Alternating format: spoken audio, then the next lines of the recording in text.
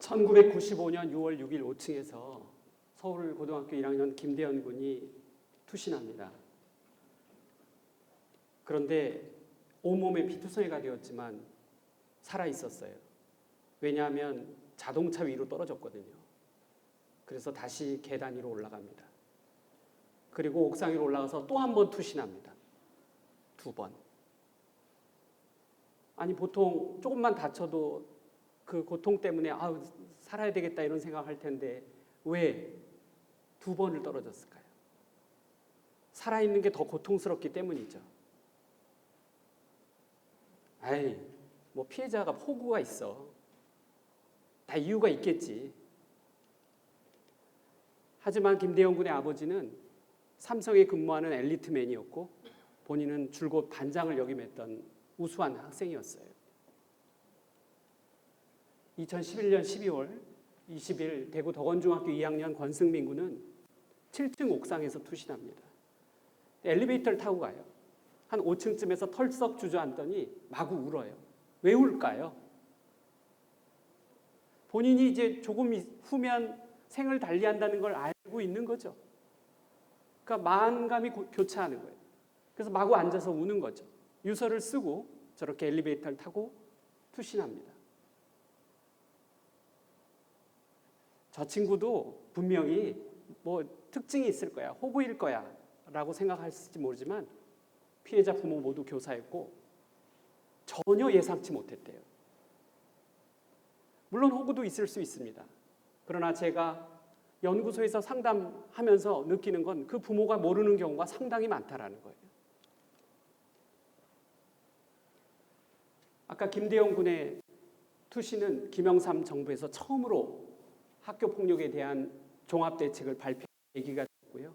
권승민 군의 투신은 처음으로 이명박 정부에서 생활기록부에 학교폭력이 기록되는 계기가 되었습니다. 클릭해 볼까요?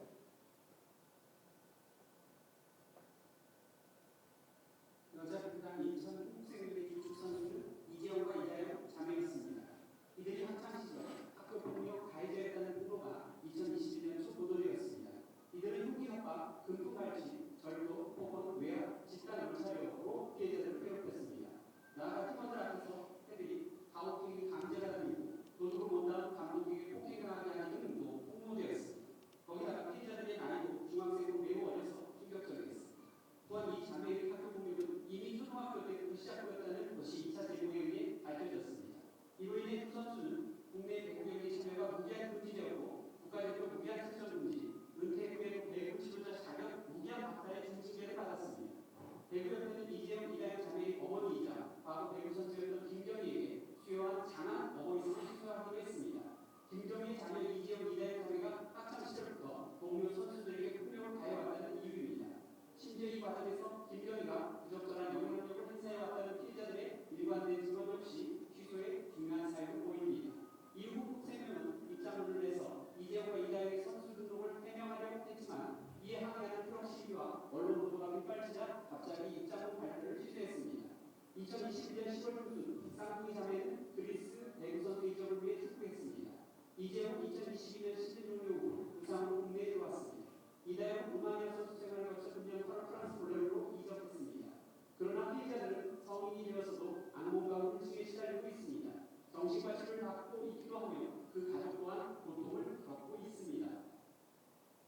우리가 보통 학교폭력 그러면 강하게 기억되는 것이 더 글로리라는 드라마와 그 배구 자매 사건일 겁니다. 저 배구 자매 사건에 있어서 그리스로 출국하기 전에 피해자들에 대해서 명예훼손죄로 고소했어요. 그래서 자살 시도라든가 정신과 치료 등을 받는, 물론 배구 자매도 그런 폭로 때문에 국내에서의 활동이 어려웠을지 모르죠. 그러니까 이런 것이 학교폭력의 가해자와 피해자의 형평성에 문제가 있다는, 이 두 번째 사건도 마찬가지입니다. 정순신 사건 한번 보겠어요. 정순신은 검사 출신 변호사로서 제2대 국가수사본부장에 임명되었습니다. 그는 2023년 2월 25일 취임 하루를 앞두고 2017년 있었던 아들의 학교폭력 사건이 언론에 대대적으로 보도되면서 임명이 취소되었습니다. 정순신 변호사의 아들이 강원도에 소재한 민족사관고등학교에 재학하던 시기에 같은 학년 학우에게 학교폭력을 저지르고 강제 전학 처분을 받은 가해자로 뒤늦게 밝혀졌기 때문입니다. 강원도 학교폭력 대책지원위원회를 상대로 낸 소송의 판결은 무엇뿐인 춘천지방법원 판결문에도 정순신 아들이 피해자에게 저지른 학교폭력 내용은 제주도에서 흑돼지 넌 여기에 어울리지 않아.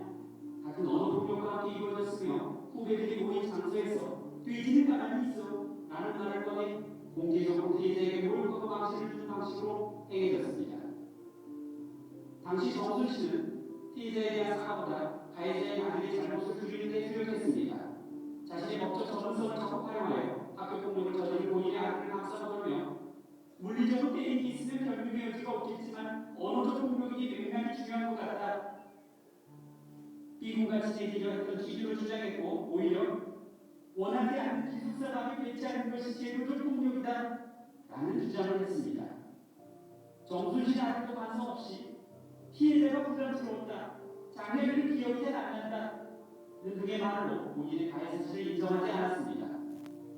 이후 정순신 부부는 교육청 재신청, 행정소송, 집행정지 신청 등 온갖 법적 조치를 동원해 아들의 전학을 마무리했습니다.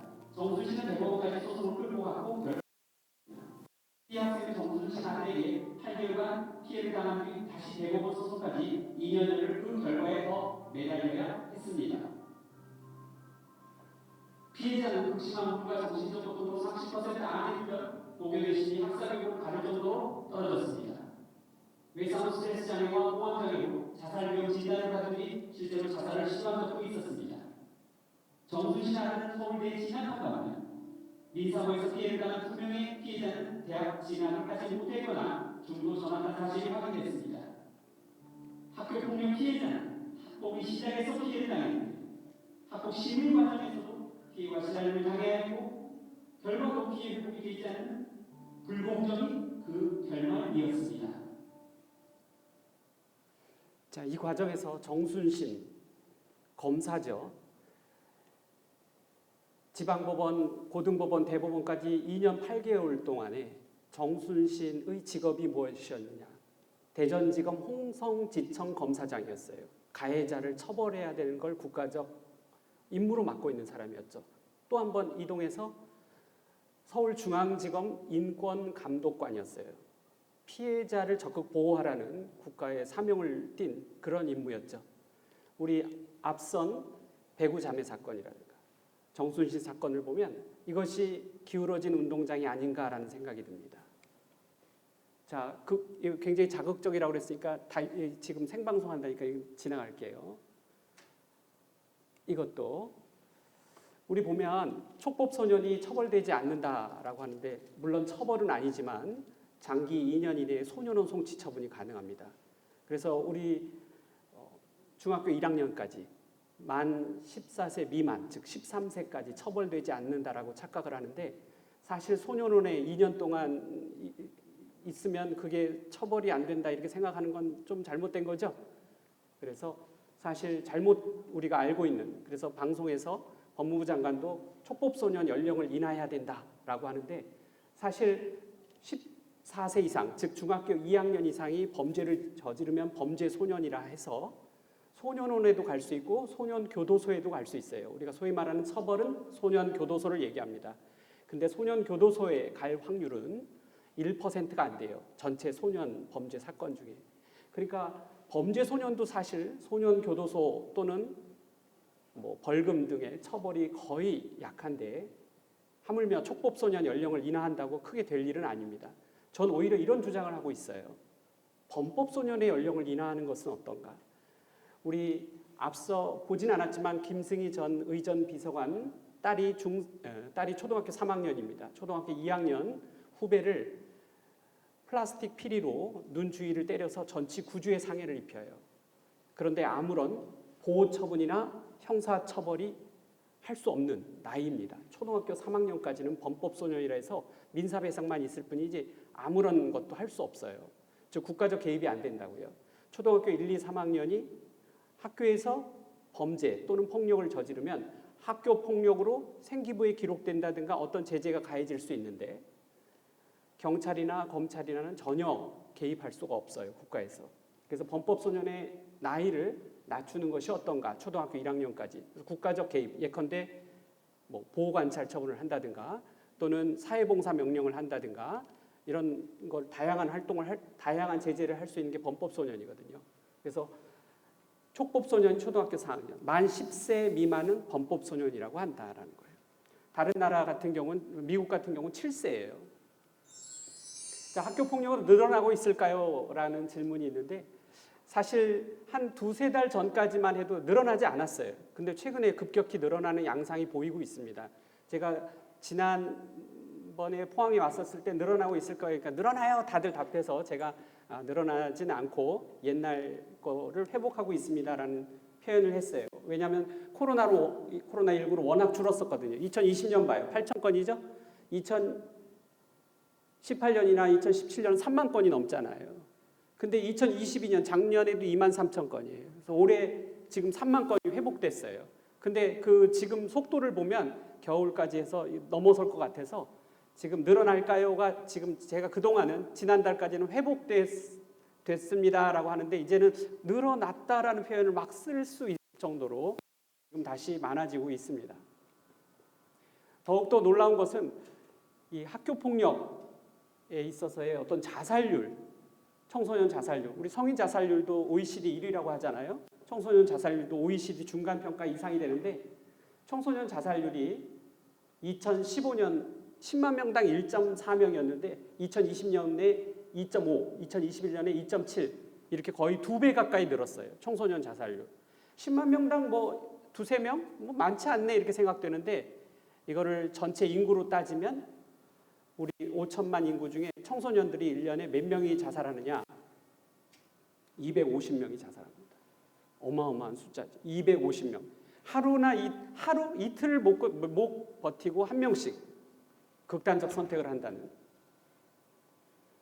또 놀라운 통계가 있는데 우리나라 맨 밑에 통계예요. 맨 밑에 가정폭력. 우리 2009년 보면 51건, 10만 명당 51건인데 2021년 502건이니까 10배 늘었죠?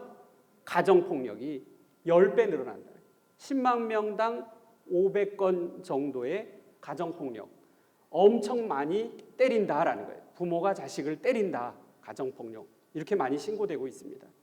그 가정폭력은 결국 학교폭력에 연결되고 극단적인 선택과도 연결된다 볼 수 있죠.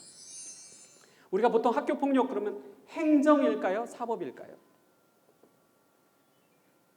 제가 행정에 강세를 줬잖아요. 일단 학교폭력은 행정이에요. 이건 일단 사법은 아니에요. 학교에서 어떻게 하면 가급적이면 학생들을 처벌 안 시키고 학교적인 틀 안에서 또는 교육적인 틀 안에서 한번 봐주는 거죠. 좀 너무 심하다 하면 생기부에 남기는 그 정도지 어떤 많이 뭐 처벌 이런 건 아니거든요. 근데 간혹 이런 분이 있어요. 이거 학교 폭력 행정적인 거로 안 되겠는데 너무 억울하다. 가해자를 어떻게 할 수 있는 방법이 없냐? 그럼 제가 알려줍니다. 경찰에 고소하라고. 그래서 학교 폭력은 기본적으로 행정인데요. 이렇게 경찰에 고소하면 처벌이 됩니다. 근데 처벌인데 나이에 따라서 14세 미만이면 소년법원에 가서 소년원 송치 처분이 가능하고 14세 이상이면 형사법원에서 소년교도소에 갈 수 있어요. 근데 형사법원 판사가 이거 너무 심하다 그러면 소년법원에 보내요. 다시. 그러면 소년원 송치 처분도 서로 왔다 갔다 할 수는 있다라는 거예요. 자, 이 두 개 외에 또 민사적으로 배상 책임도 있을 수 있다. 그래서 보통 학교 폭력이 일어나면 최대 3개의 문제가 함께 발생할 수 있습니다. 초등학교, 중학교, 고등학교 중에 어디가 가장 학교 폭력이 많이 발생할까요? 한번 클릭해 볼까요? 클릭.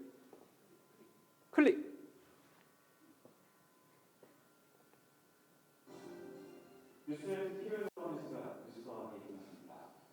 천안에서 벌어진 학생들의 집단 폭행, 어제 소식 전해드렸죠. 서울에서 학생들이 촬영한 동영상이 SNS에 올라오기도 했는데요. 영상을 보면 초등학생과 중학생들이 한 중학교 1학년 여학생을 둘러싸고요. 주변 학생들이 하나둘 폭행에 가담합니다. 나처럼 때려봐라, 옷을 벗겨라, 재미없게 하지 말고 머리 채잡고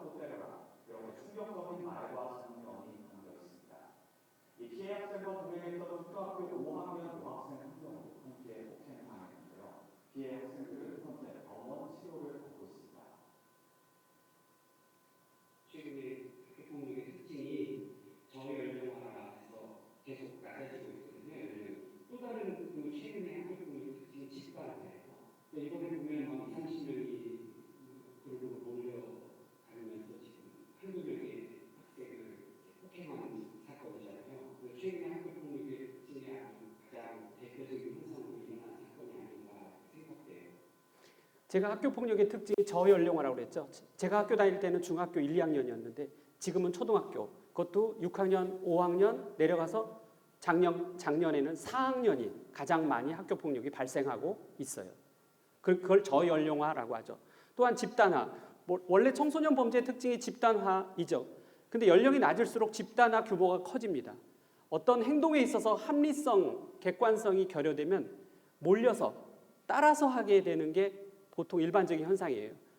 그래서 초등학생들의 학교 폭력은 7, 8명, 10명, 20명 이렇게 되고 중학생들의 학교 폭력은 5명, 4명, 6명 이렇게 되고 고등학생들은 2명, 3명 이렇게 됩니다. 이런 게 특징이다. 이런 걸 집단화라고 합니다. 초등학교 4학년이 가장 많이 발생하고 있다라는 저연령화. 그런데 막상 경찰에 입건되는 건 중학생이 제일 많습니다. 왜 그렇죠? 일단 초등학생은 1, 2, 3학년까지 경찰에 입건될 일이 없죠. 범법소년은 아예 입건되지 않아요. 10세 미만 안 된단 말이에요. 10세 이상부터. 그러다 보니까 중학생, 또 초등학생보다 중학생이 어떤 그 심각성에선 더 심각하기 때문에 경찰에 검거되는 건 중학생이 제일 많고 그다음 고등학생, 초등학교 순입니다. 몇 제곱미터에 거주하세요? 저는 저희 집 84제곱미터. 보통 뭐 국민평수라고 하는데 거기에서 서너 식구가 살다 보면 그래도 많이 불협화음, 트러블이 일어나죠. 그런데 초등학생들은 66제곱미터, 22평에서 1년 동안 20명에서 25명이 같이 살아가야 돼요. 그러면 당연히 학교 폭력은 일어날 수밖에 없죠. 뒤룩갱이라는 사람이 뭐라고 했느냐? 일정한 사회에서 일정한 범죄가 일어나는 건 너무 인간 사회에서 당연하다. 있을 수밖에 없다 이런 얘기를 했어요. 저도 학교 폭력이 근절되지는 않는다고 생각해요. 어떻게 정신적으로 미성숙한 초등학생 정도 학생들이 그 좁은 공간에서 같이 생활하다 보면 당연히 불협화음이 있을 수밖에 없죠. 그걸 잘 조절하고 줄여나가는 게 우리 어른들의 책임이 되겠죠. 집단화, 그리고 옛날보다는 좀 더 교묘화, 특히 이제 스마트폰 때문에. 우리 맨 처음 제가 영상 들었을 때 보면 왜 저 사람은 남양주시에서 많이 이렇게 하지? 전 원래 서울에서 태어났습니다. 근데 왜 남양주시에 가서 학교폭력 예방연구소도 열고 거기서 강의를 많이 하지? 검색해보면 남양주시가 학교폭력 발생 빈도 건수 전국 1위예요. 제가 거기를 들어간 거예요. 다산 신도시. 근데 제가 이제 3년째 되다 보니까 이제 금년 여름에는 구리 남양주 교육지원청에 장학사분을 만나서 대화를 하는 중에 제가 1위라는 표현을 썼더니 선생님 아니에요. 1위 아니에요. 2위 됐어요. 이러더라고요. 그래서 축하해요. 이렇게 얘기하려다가 이게 축하할 일이 아니죠. 전국 1위에서 2위 된 게 뭐 크게 축하할 일이 아니에요. 그러면 1위가 어디냐? 화성 동탄 신도시예요. 2위가 남양주시, 다산 신도시. 이쪽에서 학교 폭력이 많이 발생해요. 왜 이런 신도시에서 학교 폭력이 많이 발생할까요? 자, 과거에는 다자녀 가정. 저도 이남이녀의 막내. 뭐 귀엽게 자랐겠네, 천만에. 누나들이나 형 눈치를 보지 않으면 생존할 수가 없는 거예요. 그래서 항상 그 형제 자매 간의 사회화, 역할, 눈치 이런 걸 잘 보고 자랐단 말이에요. 근데 요즘 한 자녀 가정이 부모님은 맞벌이, 집에 오면 아무도 없어. 공주나 왕자로 커. 그러니까 제대로 밥상 교육이 안 돼 있고 버릇없이 자라는 아이들이 많다라는 거예요. 거기다가 집에 오면 아무도 없고 형제 자매도 없고 부모님도 없는데 할 게 스마트폰밖에 없어. 나가서 뭐 영화도 보고 뭐 하면 되지. 다산 신도시에 영화관이 하나밖에 없어요. 그러니까 그렇게 쉽게 접근할 수 있는 게 아니에요. 나가면 상가밖에 없어요. 도로와 상가. 신도시가 그렇잖아요. 아파트, 상가, 도로, 끝. 문화 공간이 거의 없어요. 그럼 뭐 하죠? 집에서 스마트폰 하는 거예요. 그럼 영화라든가 유튜브, 옛날엔 그런 게 없었는데 요즘 유튜브 감상 많이 하잖아요. 과거에는 욕설 쓸 수 없었잖아요.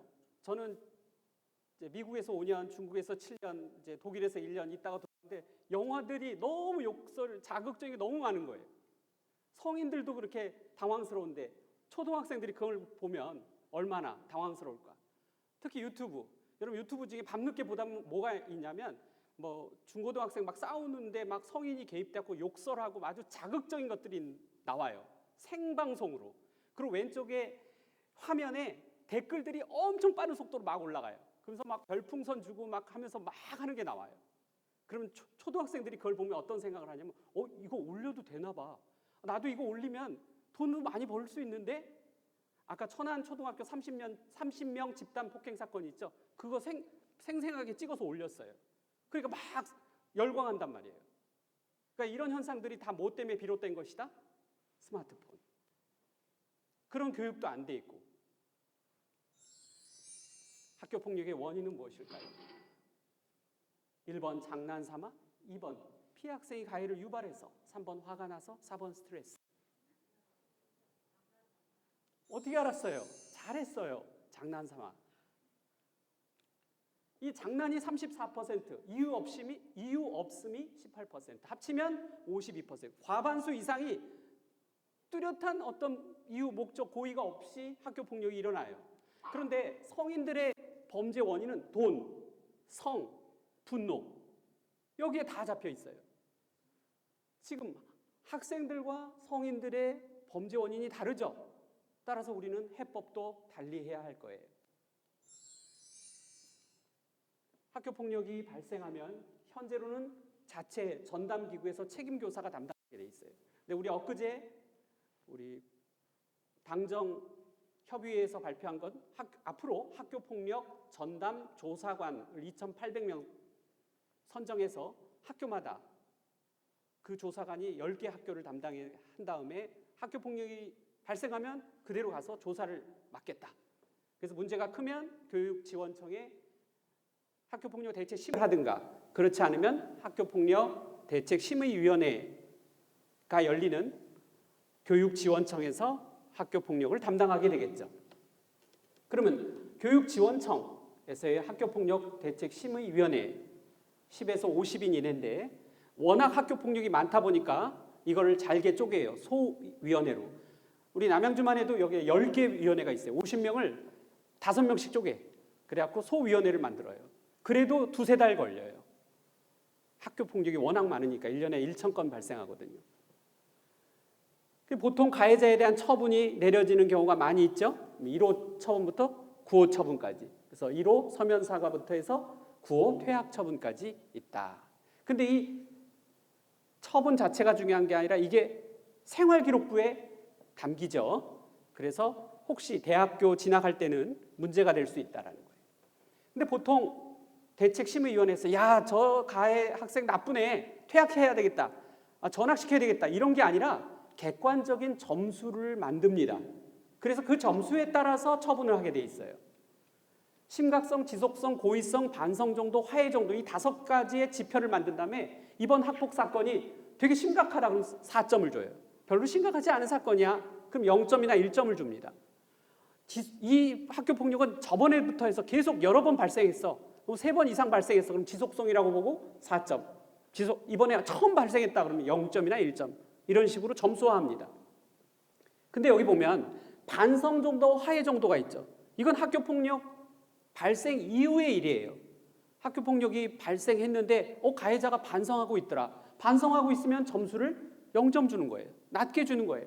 화해도 잘 됐더라. 그런 점수를 낮게 주는 거예요.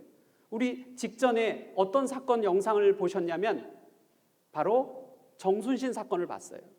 그 가해 학생이 그냥 제주도에서 온 요 말만 했는데 퇴학됐어요. 아니 말만 했는데 그 너무 막 때린 것도 아닌데 왜 퇴학됐을까요? 반성하지 않고 화해 정도 이게 없으니까 4점 4점을 다 받은 거예요. 여기서 우리는 뭘 알 수 있느냐? 학교 폭력이 발생하면 재빨리 피해 학생 부모를 만나서 화해하고 반성하면 거의 처분이 나오지 않아요. 심지어 피해 학생 부모와 얘기가 잘 되면 여기까지 가지 않고 전담기구에서 자체 해결할 수 있어요. 진단서 떼기 전, 제출하기 전까지 이걸 다 마무리하면 문제 없이 끝나요. 그런데 증거 있어? 너부터 잘못했잖아. 이런 식으로 나가면 저 점수가 높아져요. 제가 학교폭력은 사법이 아니라 행정이라고 그랬죠. 가급적 학생들을 봐주려고 하는 거예요. 가해 학생도. 그렇기 때문에 초기에 진압하는 게 매우 중요하다는 사실을 알 수가 있죠. 이런 다음에 점수에 따라 구호가 16에서 20점 받으면 퇴학이 가능한 거예요. 1에서 3점 받으면 1호 처분, 사과. 점수에 따라 처분이 결정된다. 자, 이렇게 되면 1호부터 9호까지 쭉 있는데 보통 2년 생활기록부에 남게 되기 때문에 고등학교 2학년이 학교폭력을 저질러서 저렇게 처분을 받게 되면 나중에 수시 입학 때 영향을 받을 수 있다라는 거죠. 실제 사례를 볼게요. 저는 상담을 주로 하는데 피해 상담이 많고요. 피해 상담과 가해 상담을 같이 하는 게 좋아요. 왜냐하면 피해자는 엄청 과장되게 얘기해요. 한 대 맞아도 뭐 엄청 맞았다고 그러고, 가해 상담의 경우는 축소해요. 그냥 한 대 툭 쳤는데 이걸 신고해? 이러면서 상담하는 경우가 많기 때문에 양쪽을 다 상담하는 게 좋긴 하다. 변기물 먹이기 하고 학부모로 발전된 학폭 사건을 소개하겠습니다. 변기물에 손 씻어봐 했더니 씻었어요. 그래 세수해봐. 또 세수했어. 이번에 먹어봐. 그래서 먹었어요. 결국은 이 A, B, C 3명의 가해 학생 중에 B가 촬영을 했어. 확실한 증거가 확보된 거지. 그래서 이게 알려지게 됐어요. 그런데 C는 서 있기만 했어. 윽박지르지 않고 서 있기만 했어요. 전 한 게 없어요. 그냥 서 있었어요. 내가 뭘 잘못했어요. 끝끝내 반성이 없었어요. A와 C는 같은 처분을 받고 B는 좀 더 낮은 처분을 받았어요. 아니 A가 주범인데 왜 A와 C가 같은 처분, C가 왜 같은 처분을 받았을까요? 반성이 없으니까 점수가 높게 나오는 거예요. 자, 축구 시합이 열렸어요. 이거 아주 흔하게 있는 사건입니다. 그런데 피해 학생이 축구 시합 때 강한 태클을 걸어서 가해 학생이 무릎이 까질 정도. 그래서 심판으로부터 경고까지 받았어요. 야, 너 때문에 나 다칠 뻔했잖아. 사과해. 뭐 운동 경기 이미 뭐 심판이 나한테 경고도 하고 이건 운동 경기일 뿐인데 내가 왜 사과하니? 너 때릴 거야? 해갖고 때리다가 기절했어요. 그냥 때리다가 어느 정도 멍들면 폭행인데 기절하면 상해가 돼요.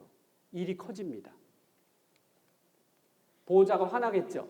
그래서 학폭심의 요청하고 형사고소하고 기절했기 때문에 상해부터는 이제 민사배상으로 인한 손해배상 소송을 제기하고 카페에 가해 학생과 그 부모가 누구인지 알 수 있도록 요구를 하는, 명예훼손을 하는 글을 썼어요.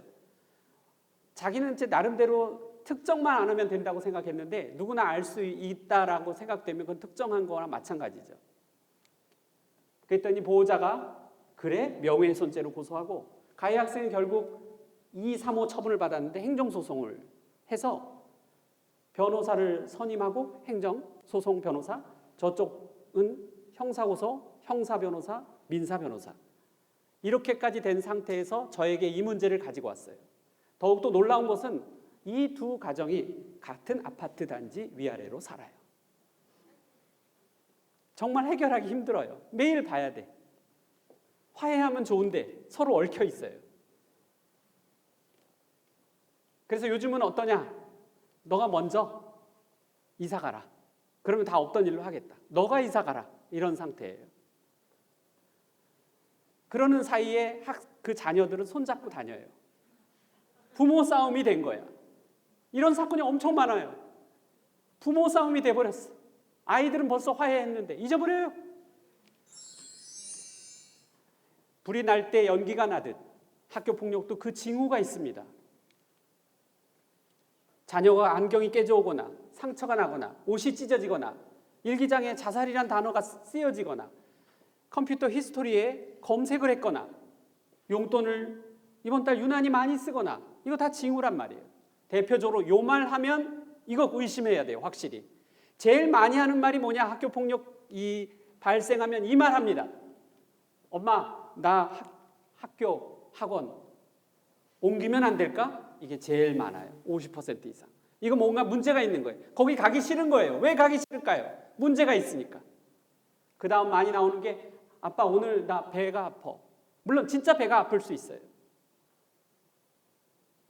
근데 가기 싫으니까 꾀병을 낸 거지. 그래서 그럴 땐 눈을 보세요. 사람의 눈에는 많은 걸 얘기해요. 정말 아픈지, 가기 싫어서 그 말 하는지.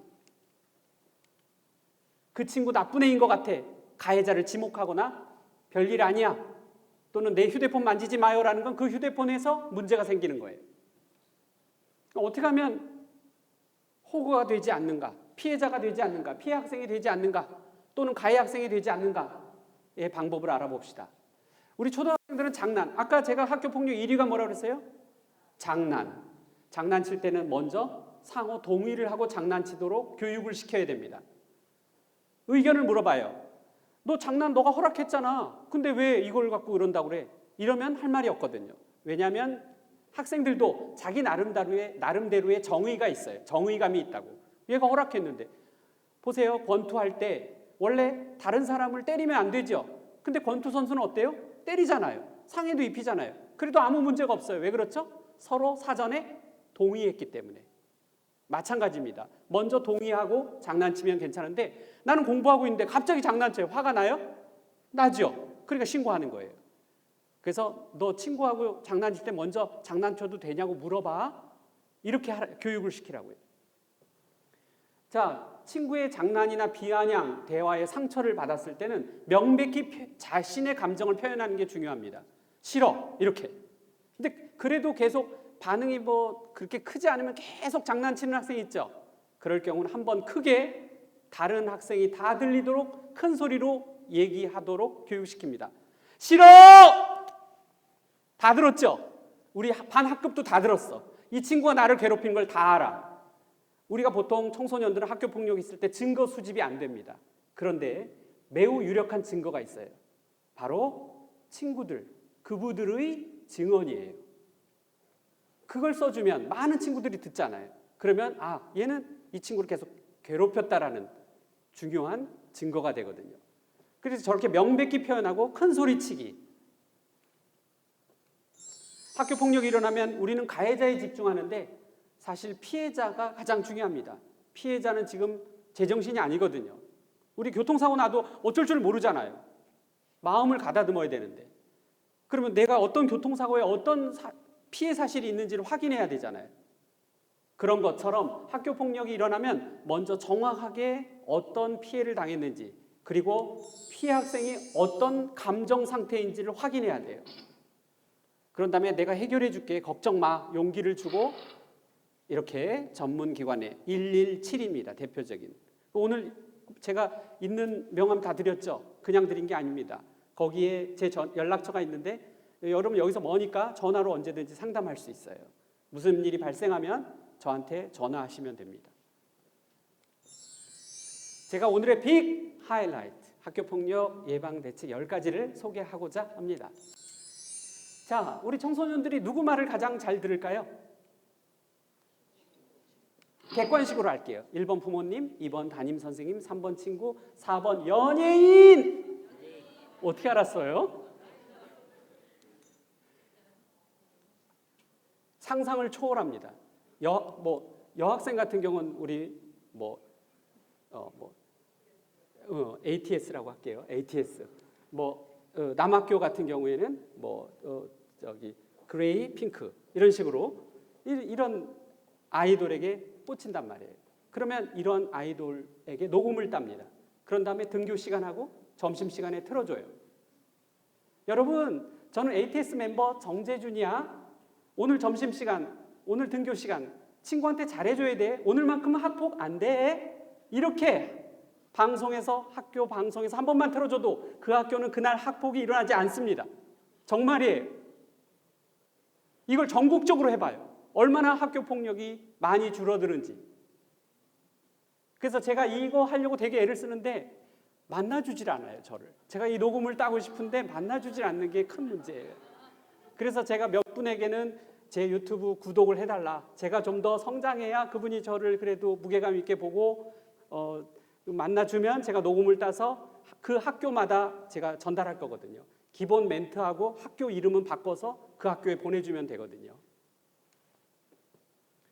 우리는 보통 가해 학생, 피해 학생만 생각하는데 또 다른 굉장히 숨은 제3의 사람들이 있어요. 우리 아까 천안 초등학생 30명 폭행 사건을 보면 그냥 보고 있던 학생들이 뭐 사진을 찍거나 흥분돼갖고 야 더 때려 막 이런단 말이에요. 이게 뭐냐? 바로 방관자예요. 그분들이 방관자가 되는 거지. 근데 더 때려는 방관자가 아니라 방조자가 돼요. 돕는 거야. 방조자는 처벌이 되는 거예요. 원칙적으로. 그렇기 때문에 우리가 이걸 방조가 아니라 방어, 즉 처벌을 하지 못하도록 만드는 교육, 매뉴얼화가 필요합니다. 그래서 학교에서는 이런 그부들에 대해서 학교 폭력이 일어날 때 이걸 말릴 수 있는 방어자가 되도록 하는 매뉴얼, 이게 필요한데 우리는 보면 그냥 일반적 교육만 해요. 가해자가 되지 말자, 피해자가 되면 신고하고 상담하라 이런 말만 하고 방관자에 대한 교육이 없어요. 일본에서는 이걸 매뉴얼화하게 돼 있거든요. 우리 천안 초등학교 폭행 사건을 보면 그렇잖아요. 이걸 막아야지. 왜 촬영하고 더 때려라 이래요. 이런 교육이 전혀 돼 있지 않기 때문이죠. 그래서 구부에 대한 교육이 필요하다. 매뉴얼화, 방어자. 3번, 위클래스 학폭 상담소 소속 자원봉사단을 발족합니다.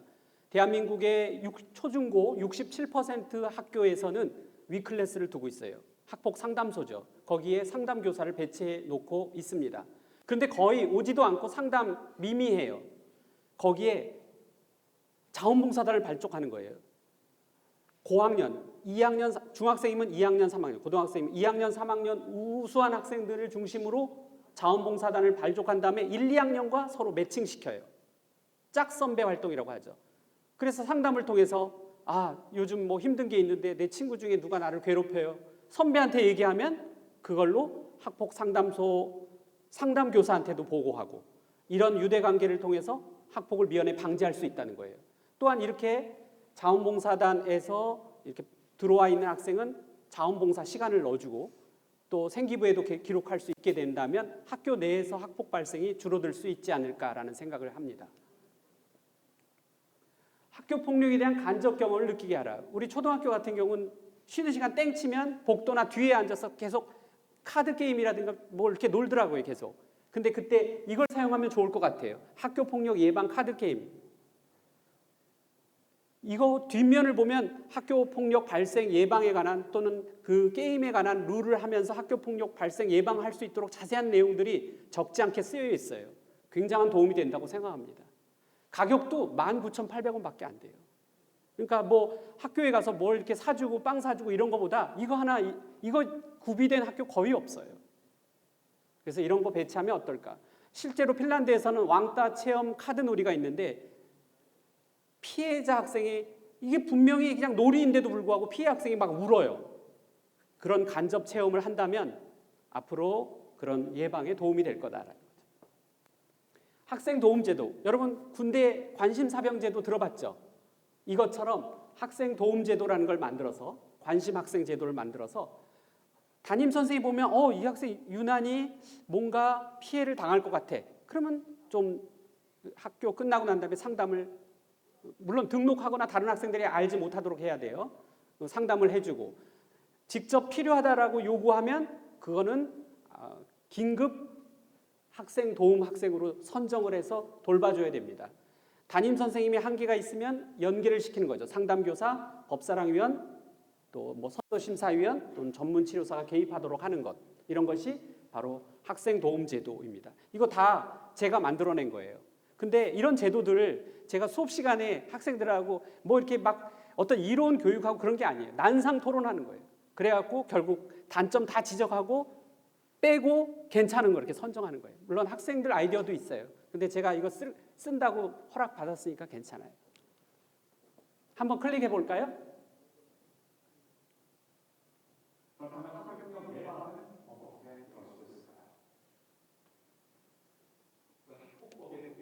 가해자와 피해자에 대한 조치만 규정에 맞지 잠정적 피해자에 대한 조치 규정이 없습니다. 사실 학교 폭력이 일어나는 전에 여러 징후들이 있거든요. 피해 당할 것 같다는 상담이 들어오면 잠정적 피해자를 관계해서 적극적인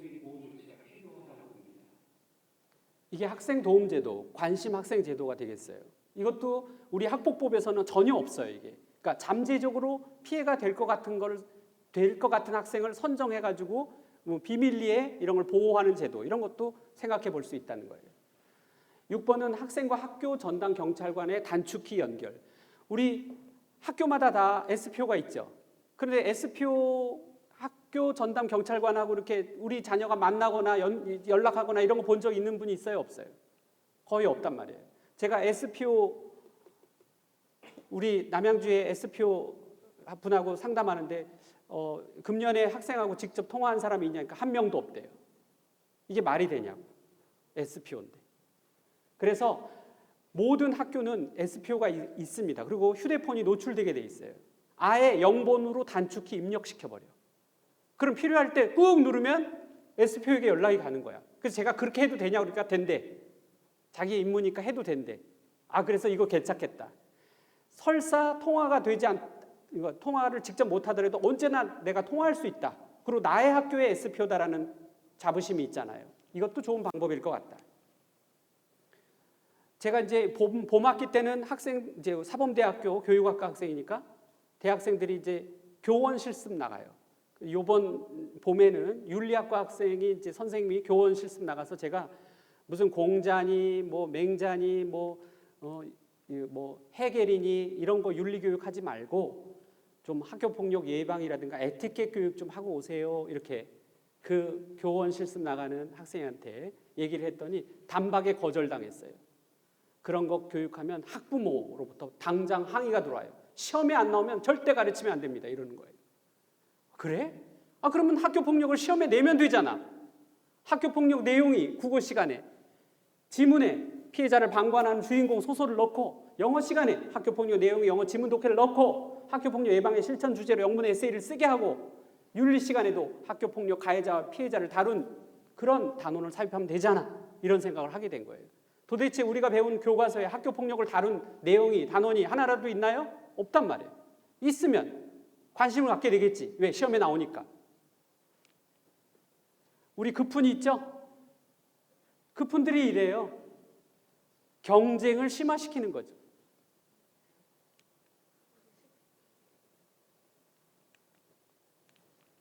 그래서 그푼을 좀 더 학교 폭력을 예방할 수 있는 그푼으로 쓰면 어떤가? 다른 친구에게 폭력을 사용하지 않는다, 욕설하지 않는다, 제지한다, 외톨이가 되지 않도록 한다. 우리는 지금까지 교육의 목적이 인성교육과 실력 양성인데 우리 보통 친선 경기에는 반칙이 일어나지 않죠. 그런데 한일전이다 그럼 반칙이 많이 일어나죠. 왜 그럴까요? 여기 교실이 있어요. 입시가 목표야. 너 어느 대학 갈래? 그럼 서로 친구들이 경쟁자가 되는 거야. 그럼 반칙이 일어나지. 내 공부하는데 방해 놀면 적이 되는 거예요. 그러나 친구들이 우정을 사귀는 하나의 교우관계, 행복을 추구해야 되는 집단이라고 생각한다면 친선 경기, 즉 반칙이 일어나지 않죠. 학교 폭력이 줄어들게 된다는 뜻이에요. 마지막으로 인성교육을 얘기하는 거죠. 학교는 경쟁이 아닌 우정을 기르고 행복을 연습하는 곳이다. 국영수가 아니라 은미체를 강조해야 된다라는 음악, 미술, 체육 이걸 강조함으로써 더욱더 어떤 정신건강에 좋고 릴렉스하게 되고 그만큼 학교 폭력이 일어나는 게 줄어들겠죠. 여러분 통계에 보면 초중고생의 92%가 매일 1회 이상 욕을 쓴다고 합니다. 그리고 22%는 매일 10회 이상. 근데 그 욕을 누구한테 배워요? 부모로부터 배워요. 어른으로부터 배운다고요. 제가 쓴 책 학교폭력 예방 교과서 첫 페이지예요. 첫 페이지에 뭐라고 되어 있냐? 학교폭력 예방은 어른의 마음에 달려있다. 말에 달려있다. 이렇게 하고 있어요. 왜 그러냐? 우리 학교폭력의 원인, 유형별로 따지면 언어폭력이 41.8%, 사이버폭력이 문자가 9.6%, 즉 언어와 문자 합치면 50% 넘는 비율이 바로 학교폭력의 원인이에요. 우리 청소년들이 말만 조심해도 학교폭력의 반을 줄일 수 있어요. 시에는 1년에 1,000건의 학교폭력이 발생해요. 그중에 500건이 말 때문에 일어나요. 그럼 그것만 조심해도 학교폭력이 500건으로 줄어들고 그러면 이제 교육지원청의 교육심의위원회가 1000건이나 시달렸다가 500건으로 줄어들면 빨리빨리 그걸 처리할 수 있고, 왜냐하면 가해자와 피해자가 같은 교실에 계속 있어야 되거든요. 그리고 좀 더 세심하게 보살필 수 있을 것을. 제가 학교 폭력은 화해와 반성이 40%나 들어간다고 그랬죠? 초기에 진압해야 된다. 그래서 사과와 감사의 마음을 항상 갖는다면 해결이 빠를 것이다. 여러분, 오래 기억하게 하기 위해서 제가 정말로 사과를 그려놨고, 또 감사라는 과일은 없어서 감을 생각해서 감 이렇게 그려놨어요. 사과하라 이거죠. 학교 폭력은 사소한 것에서 시작되기 때문에 가해 피해 부모가 조기에 만나 대화하고 사과하라라는, 감사하라. 사실 여러분, 여기까지 온 것, 그리고 우리 자녀들도 마찬가지이지만 모든 게 이웃, 많은 사람들의 도움이 없었더라면 이렇게까지 우리가 살아가기 쉽지 않았을 거예요.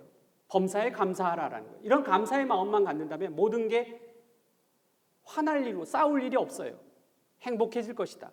감사하는 마음을 가져라. 싸울 일이 없을 것이다 라는 거예요. 즉 교만을 멀리해야 되겠죠. 교만은 불안을 낳고, 불안은 근심, 좌절, 결국 실패하게 됩니다. 그러나 겸손은 희망을 낳고 용기를 낳아서 결국 성공하게 돼요. 우리네 청소년들이 성적은 높지 않더라도 겸손해서, 그래서 친구가 많아서 행복한 학창 생활을 보냈으면 좋겠습니다. 자, 이번에 교권보호 하도록 할게요. 옛날에 군사부 일체라고 했죠. 군사부 일체라는 건 임금 스승 부모의 은혜는 모두 같다 이랬습니다. 근데 2010년 진보적 교육감이 등장하면서 체벌을 금지시키고 학생인권 조례가 제정됐어요. 저는 학생인권 조례의 제정이 교권의 약화라고 주장하진 않아요. 이게 필요한 거죠, 당연히. 2010년까지는 체벌이 허락됐어요. 선생님이 마구 때려도 상해에 이르지 않는 한 그것이 처벌되진 않았다고요.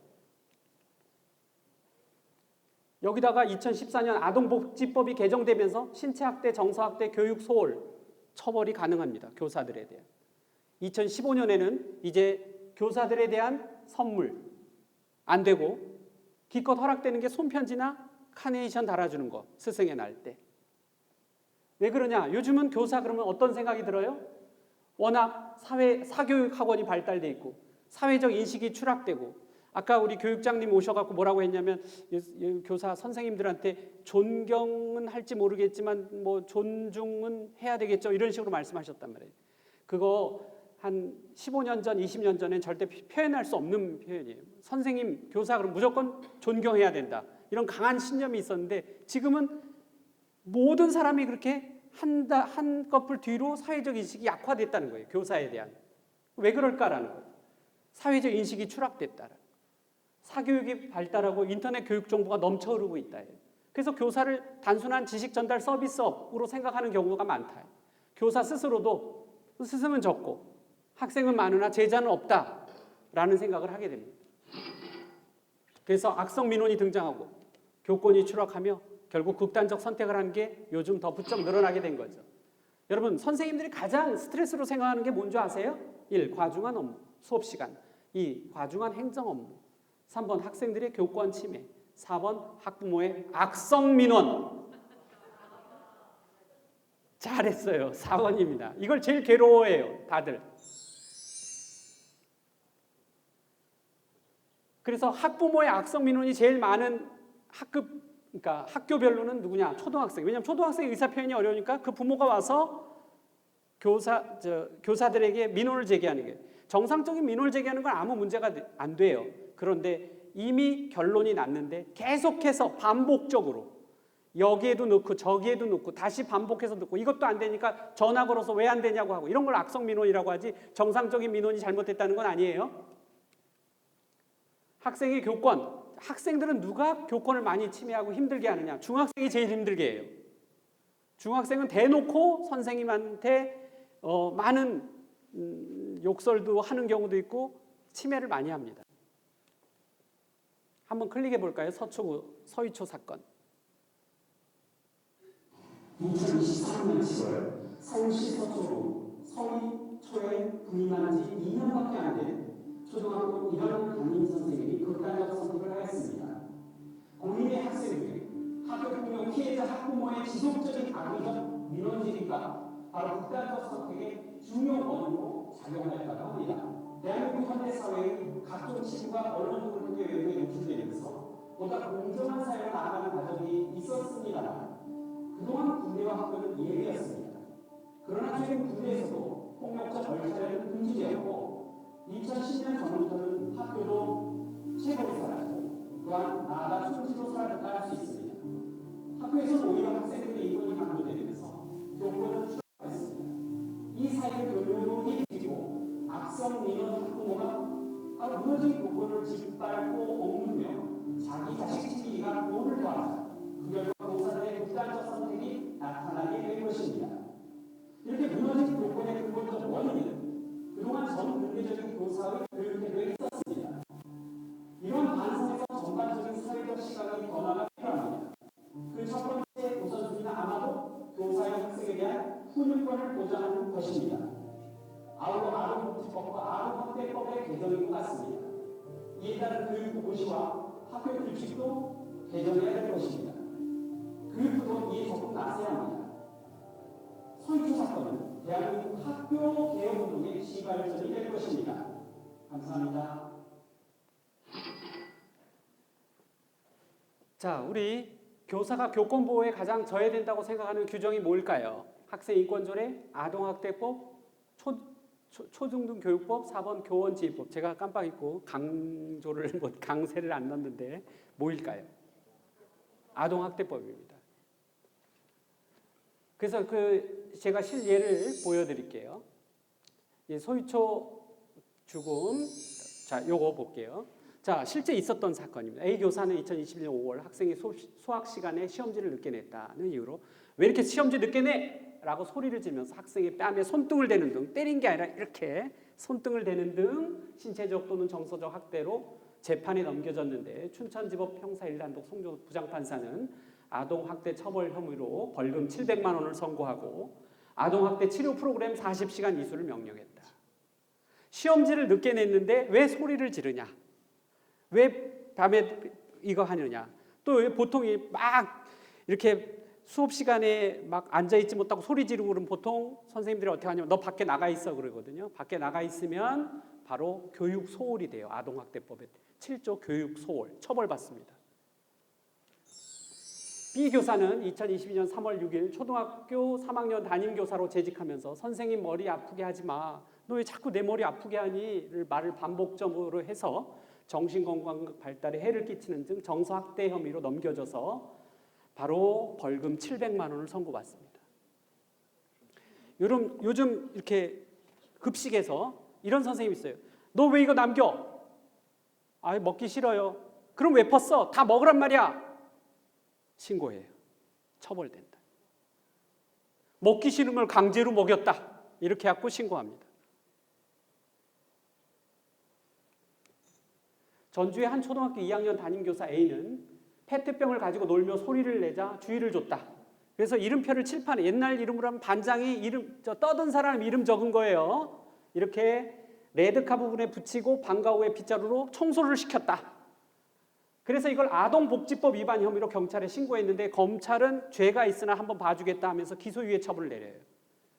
그러자 이 담당 교사는 내가 뭔 잘못을 했느냐 하면서 이걸 헌법소원 냅니다. 그래서 결국은 취소시켜요. 그러니까 무죄가 된 거죠. 그러나 이 소송을 진행하려면 얼마나 변호사도 선임해야 되고 얼마나 많이 힘들었겠어. 이게 아주 최근 일이에요. 최근까지. 자, 이거 클릭해 주세요. 학생의 인권은 국제적 수준에 맞게 제정한 건 맞습니다. 그런데 이제 그런 선언적 규정만 있고 거기에 대한 어떤 단서 조항, 그러니까 제한 조항들이 제대로 구비되지 않는 게 문제죠. 교권이 얼마나 추락되느냐, 학생들이 교사에 대한 그 법률의 맨 끝까지 경계선까지 희롱을 하고 있고 침해하고 있잖아요. 근데 이에 대한 대응을 할 수가 없잖아요. 그러다 보니까 무슨 문제가 생기냐면 다른 학생의 학습권을 침해하는 경우가 생기거든요. 자, 여기 막 학생이 떠들고 막 시끄럽게 해요. 근데 밖에 나가게 할 수 없죠? 제지할 수 없죠? 강제로? 그럼 놔둬야 돼요. 그럼 어떤 결과가 초래하죠? 다른 학생들의 학습권이 침해되는 거예요. 그리고 교사 입장에서 어떻게 해요? 에이, 시간이나 때워야 되겠다. 이런 생각을 하게 돼요. 학교 폭력이 일어나면요, 빠져요. 책임 교사가 하겠지. 너네가 싸우든 말든. 그래, 스승과 제자라는 건 이제 물 건너간 거예요. 자, 학생 인권 조례가 뭐가 문제가 있느냐? 인권 조례 당연히 필요해요. 여러분, 자살률 보면 학생들이 훨씬 더 많고 학생들이 무기력해요. 많잖아요. 그리고 많은 정보도 제한되어 있잖아요. 그렇지만 어떤 순간에는 제한 조항이 있어야 되는데 인권 조례만 제정해놨지 거기에 어떤 담임 교사가 그런 문제 학생에 대한 제지라든가 제재라든가 훈육이라든가 이런 아주 구체적인 조항들이 없어요. 또는 그런 조항들을 교사가 아닌 교장의 권한으로 만들어놨어요. 그러니까 교사가 대응할 수가 없는 거예요. 그래서 교권보호 4대 입법 제정을 주장했고, 아니 괜찮아요. 초중교육법, 유아교육법, 교육기본법 이것이 오늘 국회 교육위원회 소위를 통과했습니다. 서유주 교사의 극단 선택에 이어 대전판 서유주 사건 그리고 전국 각지에서 보도하고 있는 교사들의 극단적 선택이 계속되고 있는 상황에서 바로 교권보호 4대 입법의 국회 통과가 절실한 상황입니다. 그러면 이 교권보호 4대 입법의 핵심 내용이 무엇인지 살펴보고자 합니다. 먼저 교원의 지휘영상 및 교육활동보호준의 특별법, 즉 교원지휘법. 제가 이 부분이 굉장히 법적인 거라서 제가 그냥 쫙 해갖고 설명을 드릴게요. 결국 개정됐어요. 개정이 됐는데 법령과 학칙으로 검은색 중간에 법령과 학칙으로 정하는 바에 따라 학생을 지도할 수 있다 이렇게 나와 있죠. 초중등교육법과 유아교육법이 개정됐어요.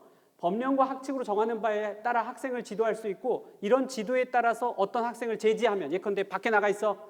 너 여기 이름 적을 거야. 너 이러면 안 돼. 하면서 어떤 제재를 하면 그게 규정에 있다면 아동학대법이나 아동복지법으로 교사가 처벌되지 않아요.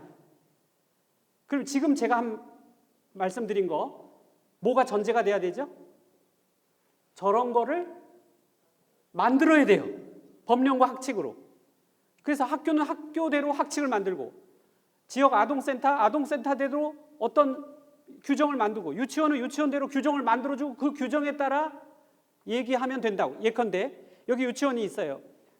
급식판에서 밥을 이렇게 먹는데 남겼어. 너 이거 남기면 안 돼. 네가 벗잖아. 먹어. 이렇게 했어요. 왜냐하면 그 규정이 있기 때문에. 싫어요. 한 번 더 재차 요구할 수 있다. 규정을 하면 해도 돼요. 너 이거 먹으라니까? 너 네가 푼 거잖아. 그랬더니 아니요. 못 먹겠어요. 그러면 안 하면 되지. 하지만 이렇게 규정이 있으면 한두 차례, 두세 차례 얘기는 할 수 있다는 거지. 그래서 가장 중요한 게 규정을 만들으라는 거예요. 모든 교육기관은 저런 학칙과 법령에 따라 규정을 만들면 설사 그것이 아동학대, 교육 소홀로 연결되더라도 처벌되지 않는다라는 거예요. 상세히 규정하고 이에 따라 학생을 지도해야 된다는 거지. 자, 이 형법 제20조를 보세요. 이게 모법이 이건데 업무로 인한 행위라고 그랬죠. 기타 사회상규에 위배되지 않은 행위는 벌하지 않는다. 제가 2010년 이전에는 체벌이 허용됐다고 그랬죠. 2010년 이전에는 교사가 학생을, 저도 엄청 맞고 자랐어요. 교사가 저를 때려요. 경찰에 신고해. 그러면 저는 경찰에 신고하면 담임선생님이 폭행죄가 돼요. 성립은 돼. 근데 처벌되지 않아요. 왜? 사회상규에 위배되지 않는 행위. 누구나 다 선생님은 학생을 때려도 된다라고 생각하고 있으니까. 이게 사회적 인식이거든요. 거기다가 학교 규칙에 봤더니 회초리로 때리는 거, 야구방망이로 엉덩이를 때리는 거, 상해가 입지 않는 한 때리는 게 다 규정돼 있어. 그러면 처벌되지 않아요. 똑같아요. 이 규정은 그대로 있잖아요. 지금 만약에 각 학교, 유치원, 지역아동센터, 돌봄센터 규정을 해놓는다면 바로 업무로 인한 행위고 사회상규에 위배되지 않는 행위이기 때문에 처벌되지 않는 거예요. 설사 법률을 위반하더라도. 근데 더 중요한 건 교사에 대한 사회적 인식이 회복되는 게 급선무죠. 그래서 교사의 행정잡무에서 해방하고 교권보호 담당제라든가 또 최근에 학교폭력 조사 전담관 제도라든가 각종 보호장치를 만드는 게 중요하겠다. 교육은 백년지 대계라고 합니다. 어떻게 교육하느냐에 따라서 20, 30년 우리 대한민국의 미래가 결정되기도 하고 또 이것이 결국 대한민국의 향후 발전에 큰 영향을 끼치죠. 저도 제 자리에서 학교폭력 예방과 교권 회복을 위해 최선을 다하겠습니다. 자, 오늘 감사합니다.